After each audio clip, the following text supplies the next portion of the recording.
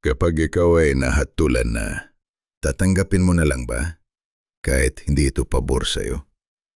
Hindi pa ito impyerno, pero alam na nilang papunta na sila ron. Sa unahan ng bangka, nandoon si Sharon. Nakatayo, tahimik, hindi nagmamadali. Hindi niya hinahabol ang mga tao. Hindi niya kailangan gawin yun.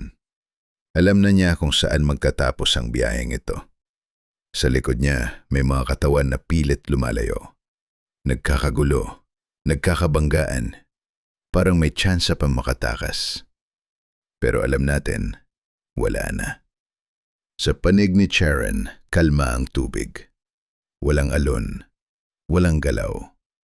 Sa panig ng mga tao, magulo ang tubig. Hindi dahil sa bangka, kundi dahil sa malalaking galaw ng mga taong pilit pang lumalayo. Hindi ito eksena ng parusa. Ito ang eksena ng pagtawid, papunta sa impyerno. Tapos nang hatol bago pa sila makarating dito. At kahit ayaw nila, kahit hindi pabor sa kanila ang desisyon, ito na lang ang natitira, ang tanggapin na wala nang babalikan. Ang artwork na ito ay La Barca de Aqueronte, isang obra ni Felix Resurrección Hidalgo. Hango ito sa Roman mythology at sa Inferno ni Dante Alighieri. Hindi pa sila nasa impyerno, pero wala na rin sila sa mundo. Kwento natin to.